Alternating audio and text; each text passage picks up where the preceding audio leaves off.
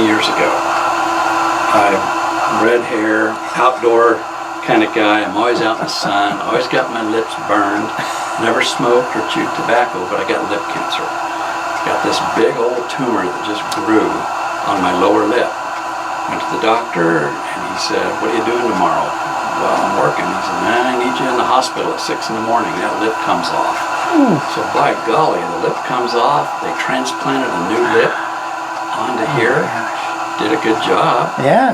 But I have no moisture glands, so I constantly needed chapstick to lubricate my lips. And the regular tube of chapstick has little notches on the bottom, knurling. Yes.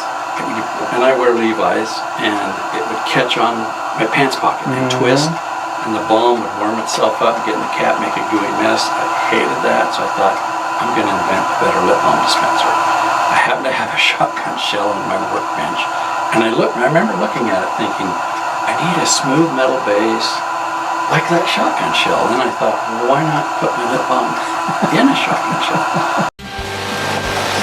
There are nothing against the global stuff, but there are firms in India that you send them you email them a drawing. Let's say you had a drawing of this label, right?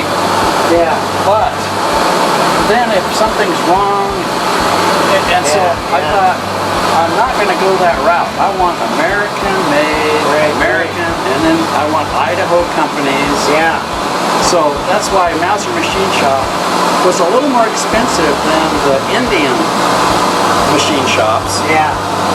But, oh my goodness, they have been invaluable support to us. And we're always making a modification or adding on. Kevin was our first employee and has worked his way up to helping design this machine. He did all of the electrical work, all of the electrical design.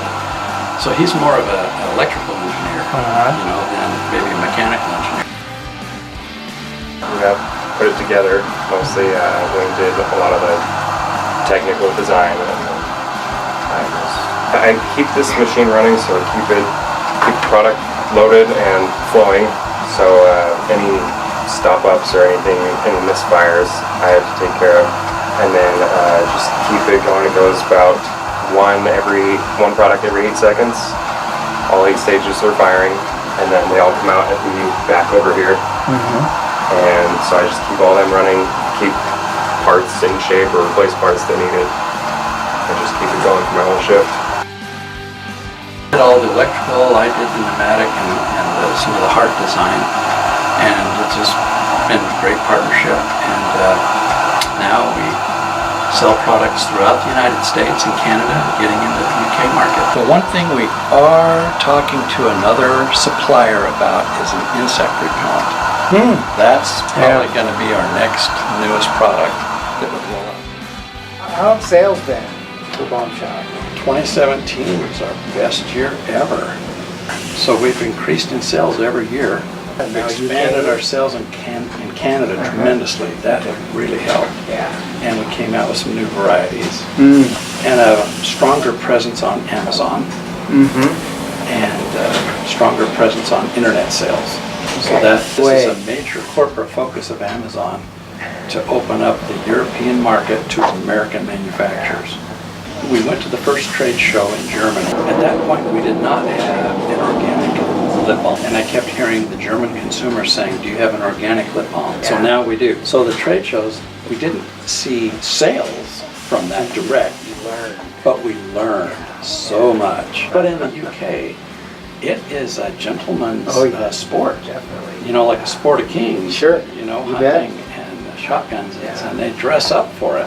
Well, the Idaho TechHelp and your organization it opened our eyes. You exposed us to some really good technical documents, some great websites for help.